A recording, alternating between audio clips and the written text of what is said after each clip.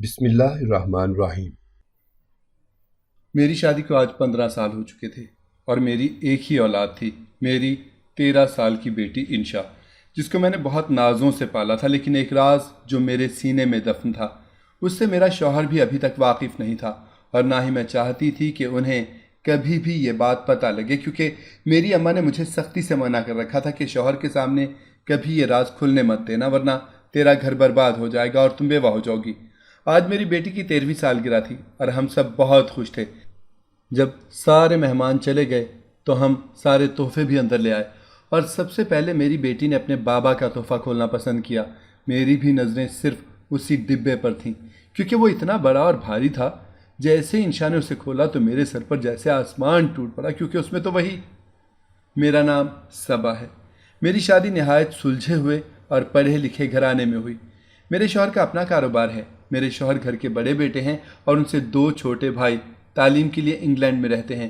ایک چھوٹی نند ہے، اس کی بھی شادی ہو چکی ہے۔ میری شادی کو 2 سال ہوئے تو اولاد کی فکر ہونے لگی۔ میں بھی چاہتی تھی کہ جلد از جلد ہماری اولاد ہو جائے۔ اللہ وقت پر ہمیں صاحب اولاد کر دے تو یہ پریشانی بھی ختم ہو۔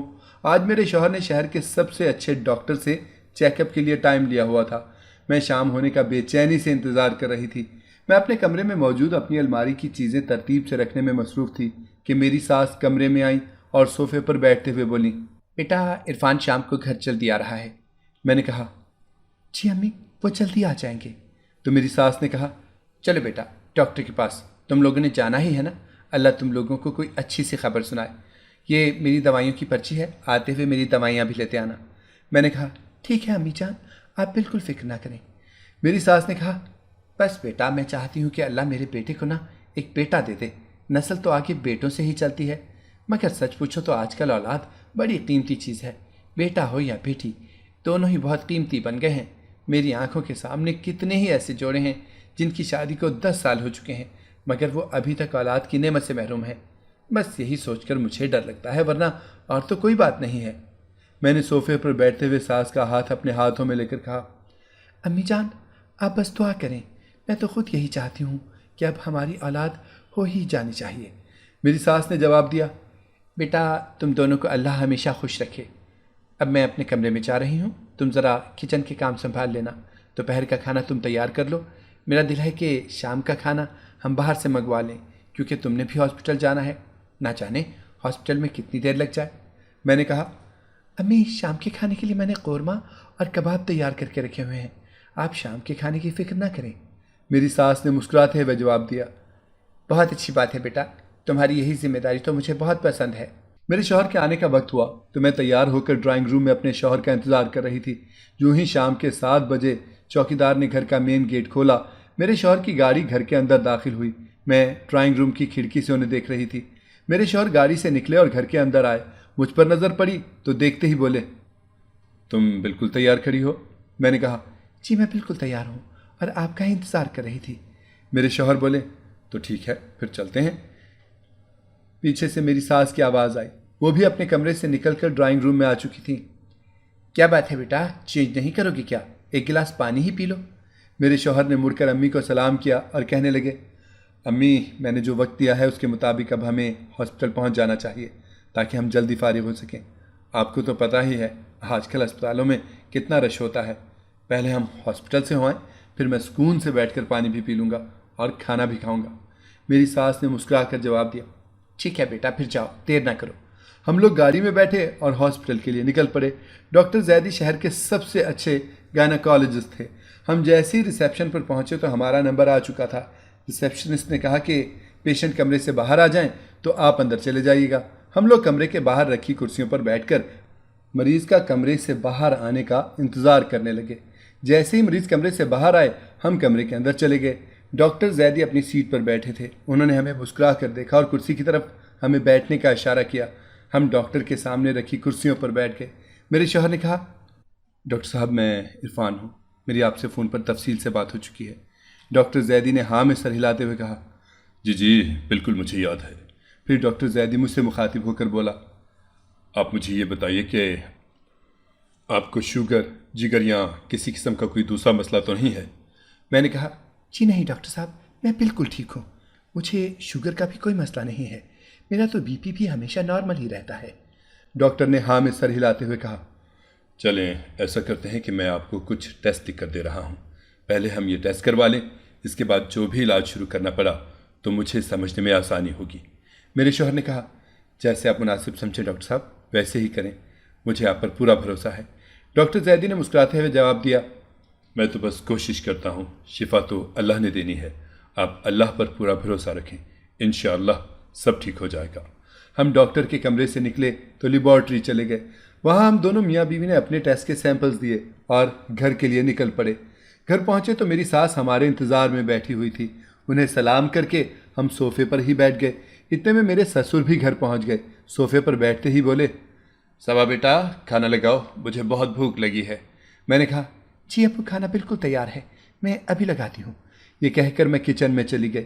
میرے شوہر صوفے سے اٹھ کر کھڑے ہو گئے اور کہنے لگے، امی جان میں بھی ذرا چینج کر کے آتا ہوں تاکہ ریلیکس ہو کر کھانا کھا سکوں۔ میری ساس نے جواب دیا، ہاں ہاں بیٹا بالکل۔ اور میرے شوہر اپنے کمرے میں چلے گئے۔ میں نے کھانا میز پر لگا دیا اور ہم سب کھانا کھانے لگے۔ کھانے کے دوران میری ساس نے پوچھا، سنا بیٹا پھر ڈاکٹر نے کیا کہا؟ میرے شوہر بولے، امی جان ڈاکٹر نے کچھ ٹیسٹ لکھے ہیں، ان کا جو رزلٹ آئے گا اس کے بعد ہی ڈاکٹر زیدی ہمارا علاج شروع کریں گے، ٹیسٹ کا رزلٹ آنے میں 3-4 دن لگ جائیں گے۔ میری ساس نے کہا، چلو اللہ کرے سب کچھ ٹھیک ہی ہو۔ میرے سسر بولے، آمین۔ 2 دن بعد میرے شوہر نے مجھے فون کیا اور کہنے لگے، صبا میرا بیگ تیار کر دو، میں نے 3-4 دن کے لیے شہر سے باہر جانا ہے، تم یوں کرو کہ میرا سامان پیک کر دو، میں 1 گھنٹے تک گھر آ جاؤں گا، تو اس کے بعد میں نے نکلنا ہے۔ میں نے کہا، خیریت ہے نا؟ آپ اتنی اچانک کیوں جا رہے ہیں؟ میرے شوہر نے جواب دیا، ارے فیکٹری کے کام سے جا رہا ہوں، کاروبار کے حوالے سے بہت ضروری میٹنگز ہیں۔ میں نے کہا، ٹھیک ہے، میں آپ کا سارا ضروری سامان پیک کر دیتی ہوں، آپ بے فکر ہو جائیں۔ تقریباً 2 گھنٹے کے بعد میرے شوہر گھر آئے اور باہر جانے کے لیے تیار ہونے لگے۔ میں نے ان کا بیگ لیا اور ڈرائیور انکل کو آواز دی۔ ڈرائیور انکل ڈرائنگ روم میں آئے تو میں نے کہا، انکل یہ بیگ گاڑی میں رکھ دیں، چھوٹے صاحب کے ساتھ آپ نے بھی جانا ہے۔ ڈرائیور انکل نے بیگ لیتے ہوئے کہا، جی چھوٹی بی بی، چھوٹے صاحب نے مجھے بتا دیا تھا۔ میری ساس بھی وہیں موجود تھیں۔ میرے شوہر سے کہنے لگیں، بیٹا اپنا خیال رکھنا اور جتنی جلدی ممکن ہو سکے نا گھر واپس لوٹ آنا، تم نہیں ہوتے تو یہ گھر بالکل ویران لگتا ہے۔ اپنی ساس کی بات سن کر میں مسکرائی اور بولی، امی جان آپ بالکل ٹھیک کہہ رہی ہیں، عرفان گھر پر نہ ہونا تو یہ گھر واقعی ویران لگتا ہے۔ میرے شوہر مجھے اور امی کو دیکھ کر مسکراتے ہوئے بولے، آپ لوگ بالکل پریشان نہ ہوں، میں جیسے ہی فارغ ہوا فوراً گھر لوٹ آؤں گا، کیونکہ نہ تو میری کوئی اور بیوی ہے اور نہ ہی کوئی اور ماں ہے۔ یہ بات سن کر میں اور امی دونوں ہی ہنس پڑے۔ میرے شوہر اور ڈرائیور انکل جانے کے لیے تیار تھے۔ ڈرائیور انکل گاڑی کی ڈرائیونگ سیٹ پر بیٹھ گئے اور میرے شوہر فرنٹ سیٹ پر ان کے ساتھ بیٹھنے کے بعد مجھ سے کہنے لگے، جیسی رپورٹ آئے گی تو لیبارٹری والے مجھے فون کر دیں گے، تم یوں کرنا کہ جا کر رپورٹ ریسیو کر لینا اور ڈاکٹر زیدی سے بھی مل لینا، میں انہیں فون پر بتا دوں گا۔ میں نے کہا، ٹھیک ہے آپ بے فکر ہو کر جائیے۔ اس کے بعد ڈرائیور نے گاڑی سٹارٹ کی۔ میں اور میری ساس نے ہاتھ ہلاتے ہوئے دعاؤں کے ساتھ میرے شوہر کو رخصت کیا۔ رات میں اپنے کمرے میں سوئی ہوئی تھی اور مجھے بار بار میرے شوہر کا خیال آ رہا تھا۔ میری زندگی کتنی خوبصورت ہے۔ یقیناً میری شادی شدہ زندگی میرے لیے ایک آئیڈیل زندگی تھی۔ ساس سسر پڑھے لکھے لوگ تھے اور زندگی کے نشیب و افراز کو سمجھتے تھے، اسی لیے انہوں نے اپنے بچوں کی تعلیم و تربیت بھی بہت اچھے خطوط پر کی تھی۔ میری شادی کو 2 سال ہو چکے تھے، مگر ایک دن بھی مجھے ایسا یاد نہیں کہ جب میری ساس نے مجھ سے کوئی ناانصافی کی ہو یا میرے شوہر نے عام روایتی مردوں کی طرح مجھے ٹریٹ کیا ہو۔ اللہ نے روپیہ پیسہ بھی دیا تھا، کسی بھی لڑکی کو اور کیا چاہیے ہوتا ہے، صرف ایک اولاد کی کمی تھی، اور مجھے یہ سوچ سوچ کر خوف آتا تھا کہ کہیں ایسا نہ ہو کہ اولاد کی یہ آزمائش میری زندگی کی آزمائش بن جائے، یہی وہ وجہ نہ بن جائے جس سے میرا شوہر مجھ سے دور ہو جائے۔ جو ہی یہ خیال میرے ذہن میں آتا میرے جسم میں جھرجھری سی آ جاتی۔ اگلی صبح ناشتے کے بعد میں کچن کا کام کرنے میں مصروف تھی۔ میرے موبائل کی گھنٹی بجی تو یہ میرے شوہر کا فون تھا۔ میں نے فون اٹھایا اور سلام کیا۔ میرے شوہر نے سلام کا جواب دیا اور کہنے لگے، ابھی لیبارٹری سے مجھے کال آئی ہے، ہماری رپورٹس بالکل تیار ہیں، میں نے ڈاکٹر زیدی سے بھی بات کر لی ہے، تم ایسا کرو کہ فارغ ہو کر ہاسپٹل چلی جاؤ، رپورٹس لے کر سیدھی ڈاکٹر زیدی کے پاس چلی جانا، ریسیپشنسٹ تمہیں فوراً کمرے میں بھیج دے گا۔ میری اس سے بھی بات ہو گئی ہے۔ میں نے کہا، ٹھیک ہے، جیسے آپ نے کہا ہے میں ویسے ہی کروں گی۔ میری ساس اپنے کمرے میں بیٹھی میگزین پڑھ رہی تھی۔ میں ان کے کمرے میں گئی اور انہیں شوہر کے فون کے بارے میں بتایا تو وہ بولی، ٹھیک ہے بیٹا، تم خود چلی جاؤ گی یا میں بھی تمہارے ساتھ چلوں؟ میں نے کہا نہیں امی، میں خود ہی چلی جاؤں گی، آپ میری فکر نہ کریں، آپ صرف میرے لیے یہ کر دیں کہ مجھے فون پر کوئی ٹیکسی منگوا دیں۔ میری ساس نے کہا ارے ٹیکسی کی کیا ضرورت ہے، میں تمہارے سسر کو فون کرتی ہوں، وہ فیکٹری سے کوئی گاڑی بھیج دیں گے۔ میں نے کہا ٹھیک ہے امی جان۔ میں کچن میں سارے کام ختم کرنے لگی۔ کچن کے کام ختم کر کے میں جلدی جلدی تیار ہونے لگی۔ تقریباً 20 منٹ کے بعد فیکٹری سے گاڑی بھی پہنچ گئی۔ میں گاڑی میں بیٹھی اور ہاسپٹل کی طرف روانہ ہو گئی۔ ہاسپٹل پہنچی تو پہلے لیبارٹری سے ٹیسٹ دیا اور پھر ڈاکٹر زیدی کے کمرے میں چلی گئی۔ ڈاکٹر زیدی اپنی سیٹ پر موجود تھے۔ دیکھتے ہی کہنے لگے ارے آئیے بیٹھیے، میں آپ کا ہی انتظار کر رہا تھا۔ میں نے رپورٹس ڈاکٹر زیدی کے سامنے رکھ دیں تو ڈاکٹر زیدی نے رپورٹس کھولتے ہوئے کہا آپ کی رپورٹ سافٹ میں میرے موبائل پر پہلے ہی پہنچ چکی ہیں۔ میں بہت معافی چاہتا ہوں کہ آپ کے لیے کوئی اچھی خبر نہیں ہے۔ میں بھی پریشان ہو گئی۔ میں نے کہا یہ آپ کیا کہہ رہے ہیں، کھل کر بتائیے۔ ڈاکٹر زیدی نے کہا آپ کے شوہر بالکل ٹھیک ٹھاک ہیں، ان کی طرف سے کوئی مسئلہ نہیں۔ دراصل آپ کے ساتھ کچھ ایسے مسائل ہیں کہ آپ کبھی ماں نہیں بن سکتی۔ ڈاکٹر زیدی کی یہ بات میرے دل پر بجلی بن کر گری۔ میں نے کہا آپ کو ضرور کوئی غلط فہمی ہوئی ہے، کیا معلوم آپ کے پاس کسی اور کی رپورٹس پہنچی ہوں۔ آپ یہ دیکھیں، یہ میری رپورٹ ہے، اسے دوبارہ غور سے پڑھیں۔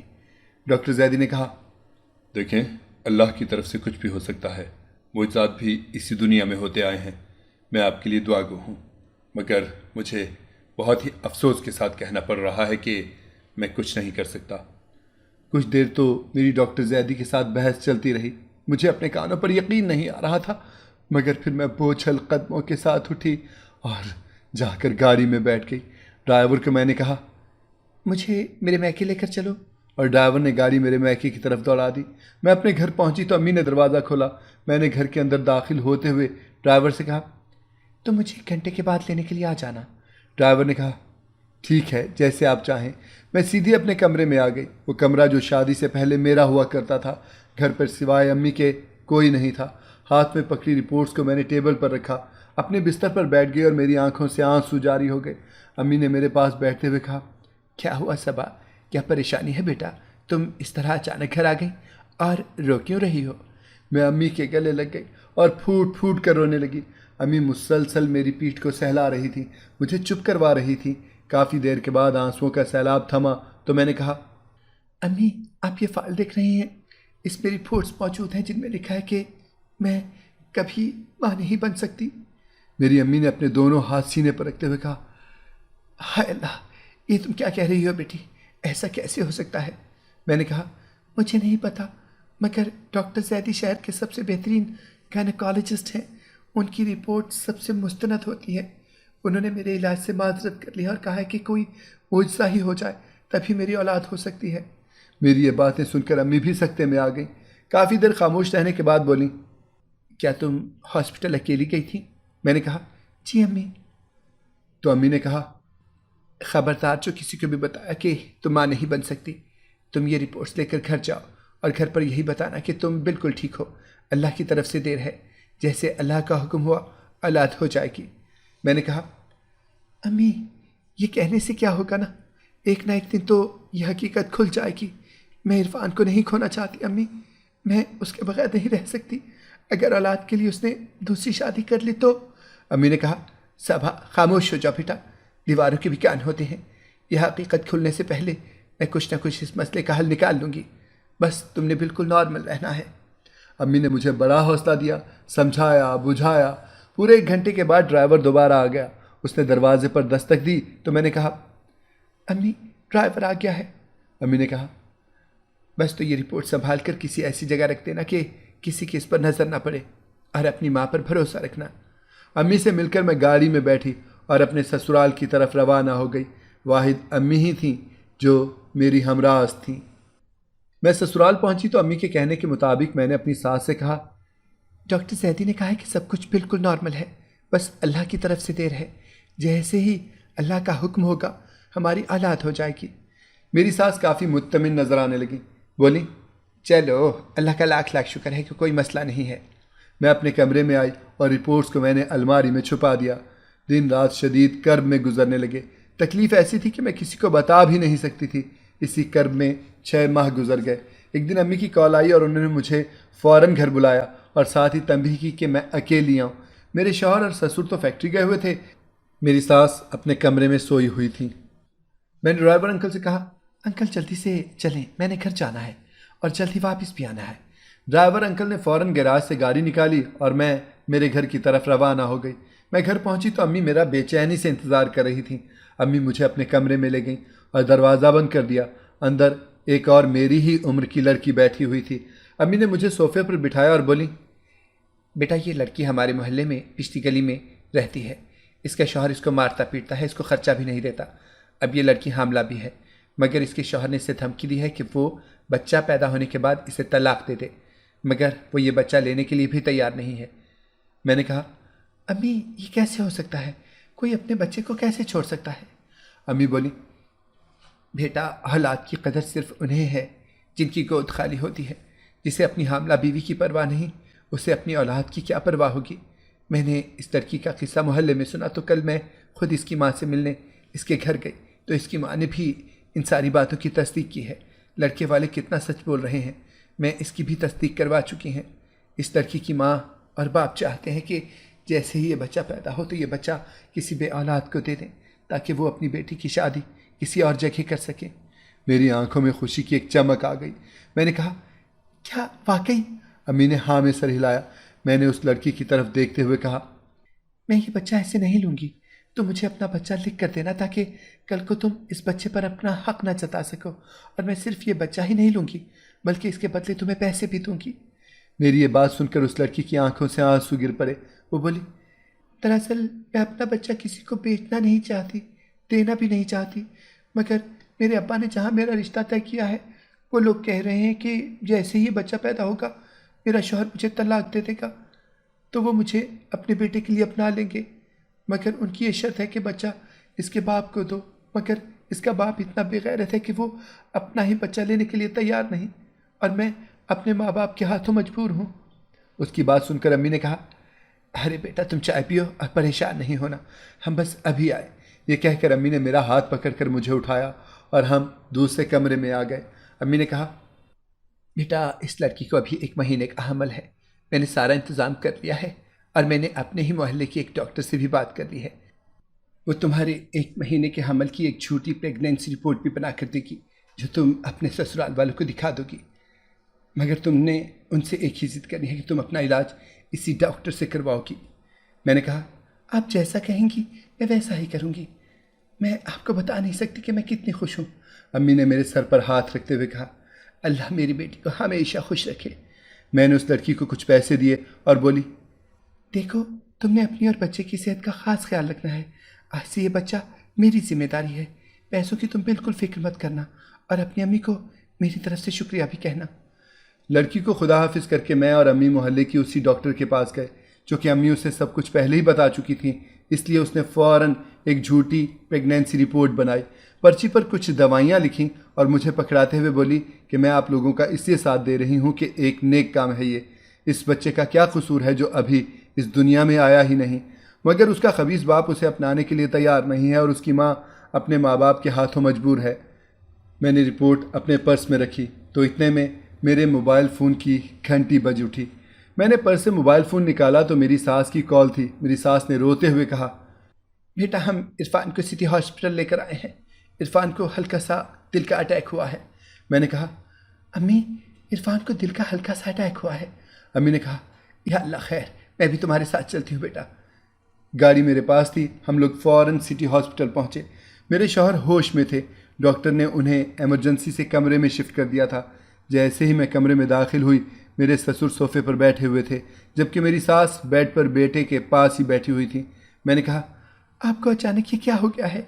میری ساس نے جواب دیا، ارے بیٹا تکلیفیں کون سا پوچھ کر آتی ہیں، اچانک ہی تو آ جاتی ہیں، مگر تم نے مجھے بتایا ہی نہیں کہ تم میکے جا رہی ہو۔ میں نے کہا، امی دراصل آپ سو رہی تھی اس لیے میں نے آپ کو ڈسٹرب کرنا مناسب نہیں سمجھا۔ میرے شوہر بولے، کوئی بات نہیں امی، میکے ہی تو گئی تھی۔ میرے شوہر کی یہ بات سن کر میری امی نے کہا، ارے مجھے داماد نہیں بلکہ ہیرا ملا ہے، میرا تو اپنا بیٹا بھی اتنا فرما بردار نہیں ہے جتنے کہ تم ہو۔ اللہ تمہیں لمبی زندگی دے میرے بچے۔ اور کیا آپ لوگ جانتے ہیں کہ میرے پاس آپ سب کے لیے ایک خوشخبری بھی ہے؟ یہ سن کر سب نے چونک کر میری امی کی طرف دیکھا، مگر میں پریشان ہو گئی کیونکہ امی نے مجھے تو کوئی ایسی بات نہیں بتائی تھی کہ وہ میرے حمل کی بات ابھی بتائیں گی۔ میں نے امی کو آنکھوں سے اشارہ بھی کیا، مگر امی روانی میں بولتی چلی گئیں۔ اس پریشانی کے عالم میں خوشی کی خبر یہ ہے کہ میری بیٹی اور آپ کا بیٹا والدین کے درجے پر فائز ہونے والے ہیں۔ میری بیٹی ماں بننے والی ہے۔ امی کی یہ بات سنتے ہی میری سانس کھڑی ہو گئی، خوشی سے ان کی آنکھیں چمکنے لگیں اور میری طرف دیکھتے ہوئے بولی، صبا کیا یہ سچ ہے بیٹا؟ میں نے کہا جی امی جان یہ سچ ہے۔ میرے شوہر بھی جو اب تک لیٹے ہوئے تھے اٹھ کر بیٹھ گئے اور کہنے لگے، امی جان سچ پوچھے تو میں یہ خبر سن کر ہی ٹھیک ہو گیا ہوں۔ اور پھر یوں ہوا کہ میری امی اور ساس آپس میں گلے ملنے لگیں اور ادھر میرے شوہر اور سسر آپس میں گلے ملنے لگے۔ اپنے ارد گرد اتنی خوشیاں دیکھ کر میری آنکھوں میں آنسو آ گئے۔ میں نے اللہ کا شکر ادا کیا، مگر جتنی بڑی خوشی میں اپنی آنکھوں سے دیکھ رہی تھی اسے کھونے کا خوف اتنا ہی زیادہ میرے دل کو جکڑ رہا تھا۔ 3 دن کے بعد ڈاکٹر نے میرے شوہر کو ہاسپٹل سے ڈسچارج کر دیا اور میرے شوہر کو کچھ عرصے کے لیے گھر پر مکمل بیڈ ریسٹ کے لیے کہا۔ میرے سسرال والے بہت خوش تھے، خاص کر میرے شوہر اولاد کا سوچ سوچ کر خوش ہوتے رہتے تھے۔ حمل کا 5واں مہینہ شروع ہو چکا تھا۔ میں نے فون پر امی سے کہا، امی مجھے بہت ڈر لگ رہا ہے۔ آپ کہہ رہی ہیں کہ حمل کا 5واں مہینہ شروع ہو گیا ہے۔ آپ خود بتائیں کہ آگے ہم اس معاملے کو کیسے سنبھالیں گے؟ میرے سسرال والوں کو تو اب جلد ہی پتہ چل جائے گا کہ مجھے کوئی بھی حمل نہیں ہے۔ میری امی نے کہا، ارے بیٹا تم بالکل فکر نہ کرو، میں آج شام ہی تمہارے گھر آ رہی ہوں، میں سب سنبھال لوں گی۔ یہ کہہ کر امی نے فون بند کر دیا۔ امی میرے سسرال آئیں، شام کا وقت تھا، میرے ساس سسر اور شوہر گھر پر ہی موجود تھے۔ امی نے کہا کہ میں اسے اپنے ساتھ گھر لے جانا چاہتی ہوں۔ امی کی یہ بات سن کر میرے سسرال والے خاموش ہو گئے، مگر میرے شوہر نے جواب دیا، آنٹی آپ ایک بار نہیں 10 بار صبا کو اپنے ساتھ لے جانے کا حق رکھتی ہیں، مگر آج کل صبا کو بہت توجہ کی ضرورت ہے۔ میں چاہتا ہوں کہ صبا میری نظروں کے سامنے رہے۔ امی نے کہا، بیٹا تمہاری بات بالکل بچا ہے، مگر اتنے دن کے بعد اللہ نے خوشی دکھائی ہے۔ پہلے 4 مہینے تو سکون سے گزر گئے ہیں، اللہ آگے کا وقت بھی خیریت سے گزارے گا۔ میں چاہتی ہوں کہ اگلے 4 مہینے صبا میرے پاس رہے، میں اس کا بہت خیال رکھوں گی، میرا یہ تم سے وعدہ ہے۔ کافی دیر گھر والے سوچ بچار کرتے رہے۔ آخر کار میرے سسر بولے، ارے ٹھیک ہے بھابھی، آپ صبا کو اپنے ساتھ لے جا سکتی ہیں، آخر صبا آپ ہی کی تو بیٹی ہے، یقیناً آپ ہم سے بڑھ کر اپنی بیٹی کا خیال رکھیں گی۔ آج تو میرے سسر نے میرا دل ہی جیت لیا تھا۔ مجھے یقین ہو گیا کہ میں کتنی اچھی قسمت لے کر آئی ہوں۔ میں نے دل ہی دل میں اللہ کا شکر ادا کیا۔ باقی کے 4 ماہ میں نے اپنے گھر میں گزارے۔ میرے شوہر بھی گاہے بگاہے مجھ سے ملنے کے لیے آتے رہے، اور جب بھی وہ مجھ سے ملنے آتے میری امی میرے پیٹ پر موٹا کپڑا باندھ کر مجھے موٹا بنا دیتی۔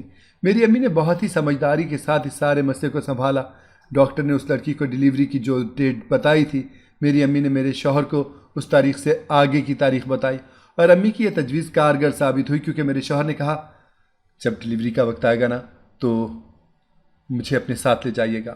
اچانک امی کو فون آیا کہ فوراً ہاسپٹل پہنچے، ہم اپنی بیٹی کو لے کر ہاسپٹل جا رہے ہیں۔ امی نے فون رکھا اور مجھے بولی کہ ضروری سامان لے لو، ہمیں ابھی کے ابھی کلینک پہنچنا ہے۔ اس لڑکی کی ڈیلیوری محلے کی اسی ڈاکٹر سے ہو رہی تھی۔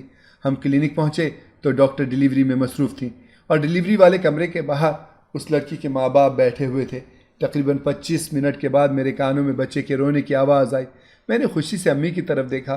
اسی لمحے کمرے سے نرس گود میں بچہ اٹھائے ہماری طرف بڑھی، اور اس نے وہ بچہ اس لڑکی کی ماں کی گود میں دیتے ہوئے کہا کہ مبارک ہو، اللہ نے آپ کو نواسی دی ہے، ماشاء اللہ آپ کی نواسی بہت صحت مند ہے۔